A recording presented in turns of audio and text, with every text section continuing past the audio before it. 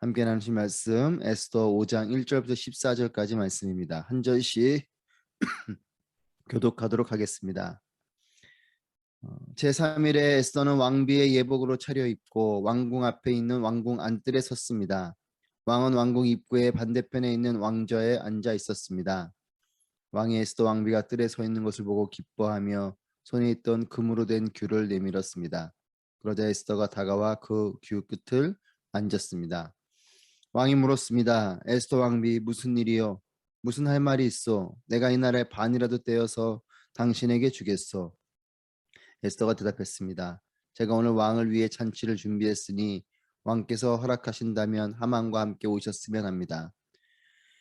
왕이 말했습니다. 당장 하만을 들라하라. 우리는 에스더가 부탁한 대로 할 것이다.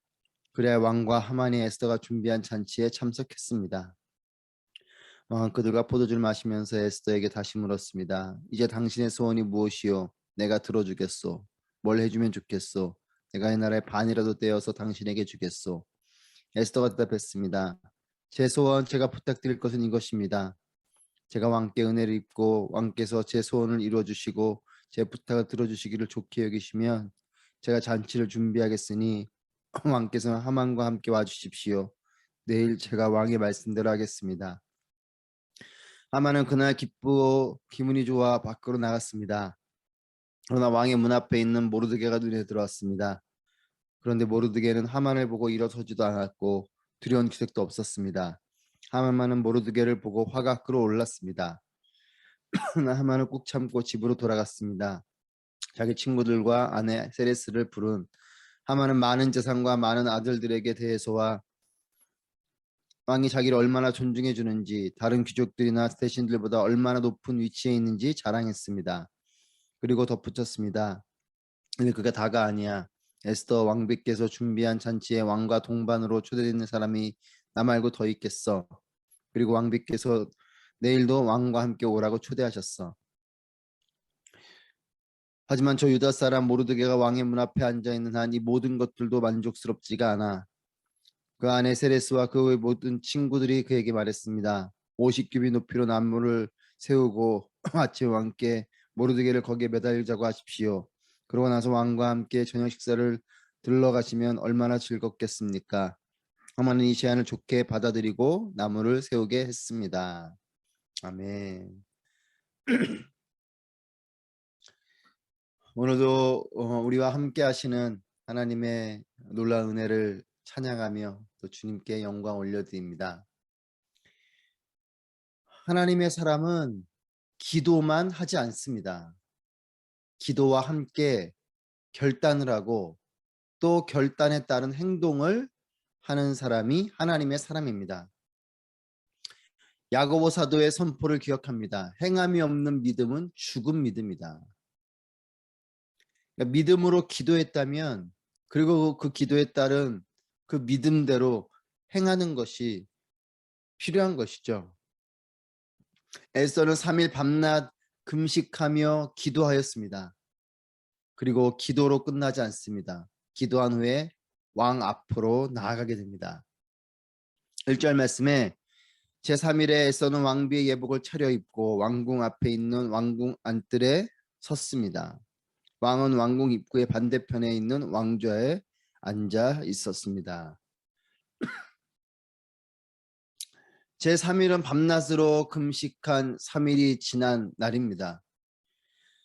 기도의 때를 채우고 그리고 용기 있게 이 행함을 실천합니다. 에스더의 우려대로 왕 앞에 서는 일은 목숨을 거는 일입니다. 왕이 귀를 내밀지 않고 에스더가 왕에게 다가오는 것을 불편해하면 그 길로 죽는 것입니다. 용기가 필요한 일인 것이죠. 그냥 용기가 아니라 목숨을 건 용기입니다. 왕궁 안뜰에 섰을 때에 왕은 반대편 왕좌에 앉아 있습니다. 이 장면을 보면 극도의 긴장 상황입니다. 에스더 편에서는 죽을 수도 있는 이 상황 속에 선 것이죠. 이제 왕의 반응만을 기다릴 뿐입니다. 에스더가 할 수 있는 것은 없습니다. 왕이 받아주고 안 받아주고 하는 것이죠. 그런데 참으로 다양한 일이 펼쳐집니다. 2절 말씀에 왕이 에스더 왕비가 뜰에 서 있는 것을 보고 기뻐하며 손에 있던 금으로 된 귤을 내밀었습니다. 그러자 에스더가 다가와 귤 끝을 만졌습니다.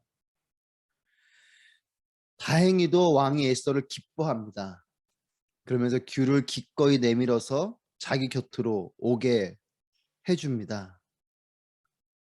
우연이라고 생각할 수도 있습니다. 운이 좋았다라고 할 수도 있습니다. 하지만 하나님께서 왕의 마음을 움직이신 것이면 이것은 하나님의 섭리요 인도하심입니다. 한 달 동안 에스더를 찾지 않았던 왕입니다. 그 왕의 마음 가운데 그래도 에스더를 기뻐하고 에스더를 사랑하는 마음이 있기 때문에 받아주는 것이죠.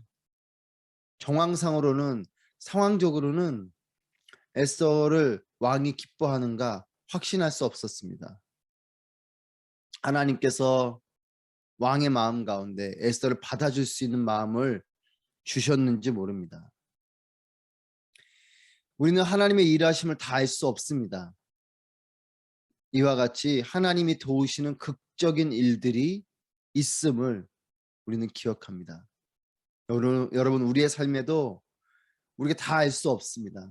하지만 하나님께서 사람의 마음을 움직이시고 환경을 움직이시고 보이지 않는 그 영역들 속에 하나님의 섭리가 하나님의 인도하심이 하나님의 도우심이 그 가운데 있는 것입니다. 그것을 믿음으로 바라보아야 합니다. 왕이 기쁜 마음으로 이제 에스더에게 원하는 것을 묻습니다. 에스더 너가 원하는 게 무엇이냐? 무엇 때문에 이렇게 나에게 나왔냐? 그런데 에스더는 성급하지 않습니다. 우리 같으면 목적이 있어서 나온 것이 아닙니까? 유다 백성들을 살려달라고 부탁하기 위해서 나온 거죠. 그러면 왕이 이렇게 물어보면 우리 같으면 아, 기회가 왔구나 하고 대답을 할 수도 있어요. 근데 에스더는 그렇게 하지 않습니다. 깊은 지혜로 이 일을 대합니다. 4절 말씀에 제가 오늘 왕을 위해 잔치를 준비했으니 왕께서 허락하신다면 하만과 함께 오셨으면 합니다. 왕을 위한 잔치를 준비했으니 참석해 주십시오. 그리고 하만과 함께 와 주십시오. 에스더의 이 모습을 보면 하나님께서 저와 여러분에게도 이런 용기를 주시기를 소망합니다. 그리고 이런 놀라운 지혜를 주시기를 축복합니다. 에스더는 놀라운 믿음을 가지고 놀라운 용기와 그리고 또 깊은 지혜를 가지고 이 일을 하나하나 행하고 있습니다. 여러분 그리스도인은 믿음의 기도와 함께 용기 있는 행동이 필요하고 또 뱀 같은 지혜로움이 있는 사람들이어야 합니다. 여러분 우리가 기도를 열심히 하지만 때로는 기도한 만큼 담대하게 또한 지혜롭게 나아가지 못하는 때가 있지 않은가 싶습니다. 믿음의 기도와 함께 용기 있는 담대함이 필요하고 또한 뱀 같은 지혜로움이 필요합니다. 지금 우리의 행동이 더욱 믿음이 있기를 바라고 또 담대한 용기가 있기를 바라고 세상이 눈살 찌푸리게 하는 것이 아니라 깊은 지혜가 있기를 바랍니다. 저와 여러분의 삶의 자리에서 또 부딪히고 만나는 세상과 또 세상의 사람들과의 이 사이에서 믿음과 함께 담대함 그리고 무엇보다 지혜로움을 가지고 나아가게 되기를 축복합니다. 이 잔치에 초대된 왕은 흡족합니다. 하만도 기분이 좋습니다. 왕이 기분 좋은 마음으로 이 잔치 가운데 에스더에게 또 묻습니다. 원하는 것이 무엇이냐? 그러나 에스더는 다시 한 번 더 이 잔치에 왕과 하만을 초대합니다. 8절 말씀에 제가 왕께 은혜를 입고 왕께서 제 소원을 이루어 주시고 제 부탁을 들어 주시기를 좋게 여기시면 제가 잔치를 준비하겠으니 왕께서는 하만과 함께 와주십시오. 내일 제가 왕의 말씀대로 하겠습니다. 왕께서 내게 원하는 걸 물으시니 제가 내일 대답해 드리겠습니다. 내일 잔치를 준비할 터이니 한 번 더 와주십시오. 이 말을 하는 거죠. 첫 번째 초대는 왕만 들었습니다.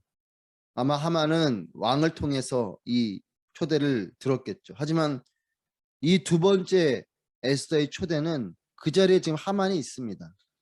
하만이 아마 직접 이 초대를 들었을 것입니다. 첫 번째 초대는 왕만 들었지만 두 번째 초대는 하만도 듣게 됩니다. 그래서 9절 말씀에 하만은 그날 기쁘고 기분이 좋아 밖으로 나갔습니다. 이 하만의 기분은 하늘을 찌릅니다.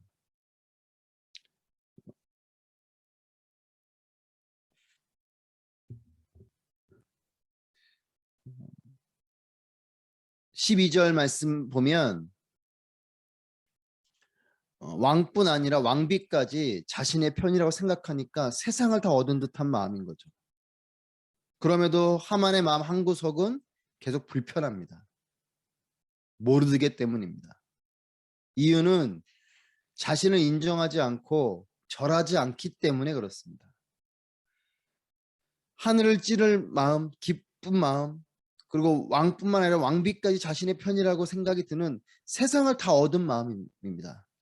그런데 모르드게 한 사람 때문에 마음이 불편합니다. 이 인물들의 모습을 깊이 묵상하게 됩니다. 아수에로 왕은 별 생각이 없는 사람 같아 보입니다. 왕으로서의 소임을 하기보다 기분에 따라 사는 사람 같아 보입니다. 그리고 모르드게, 에스더는 묵묵히 자신들의 자리를 지키고 있습니다. 민족의 위기 앞에 기도하면서 소신껏 행동하고 있습니다. 하만은 개인적 감정을 앞세워서 한 민족을 말살하려는 악한 생각과 또 하늘을 찌르는 이 교만에 사로잡힌 사람입니다. 가장 위기의 사람은 모르드게와 에스더이지만 가장 소신을 가지고 자신의 자리를 지키는 사람들이 이 모르드게와 에스더입니다. 위기 속에서 어떤 태도와 마음을 가지고 있는가가 중요합니다. 위기 가운데 있어도 하나님을 바라보며 또 믿음을 가지고 기도하며 용기와 지혜를 가지고 나아가는 사람에게 위기는 하나님의 일을 경험하는 놀라운 기회가 될 것입니다. 13절 말씀입니다. 하지만 저 유다 사람 모르드게가 왕의 문 앞에 앉아 있는 한 이 모든 것들도 만족스럽지가 않다. 세상 모든 것을 가진 것 같은 하만입니다. 그러나 모르드게 한 사람 때문에 만족스럽지가 못합니다. 하만이 가진 것과 누리는 것에 비하면 모르드게 한 사람의 행동은 그렇게 큰 것이 아닐 수 있어요. 물론 기분이 좋지 않고 마음에 들지 않지만 하만이 가진 것, 누리는 것에 비하면 이 왕의 문 앞에 있는 모르드게 한 명의 그 행동이 그냥 그러려니 하고 넘겨버릴 수도 있는 일인 거죠. 이 일이 하만을 크게 정치적으로 무너뜨리거나 힘겹게 그가 누리고 그가 가지고 있는 것들을 잃어버릴 만큼의 큰 사람이 아닌 것입니다.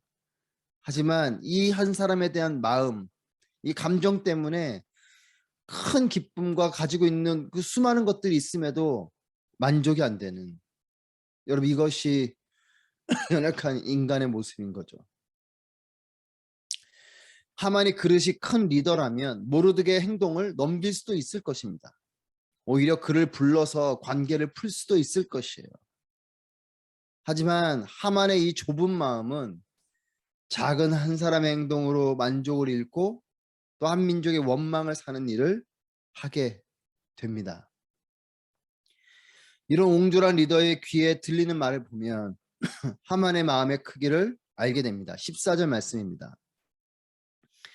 그 안에 세레스와 그의 모든 친구들이 그에게 말했습니다. 50규빗 높이로 나무를 세우고 아침에 왕께 모르드게를 거기에 매달자고 하십시오. 그러고 나서 왕과 함께 저녁 식사를 들러가시면 얼마나 즐겁겠습니까?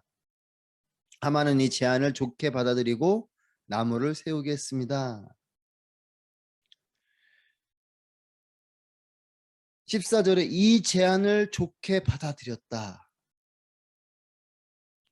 이 모르드게 한 사람 때문에 마음이 힘든, 그래서 만족하고 기뻐할 수많은 것들이 있음에도 만족하지 못하는 이 마음 가운데 결국 좋게 여기게 되는, 귀가 열리고 듣게 되는 제안은 무엇이냐?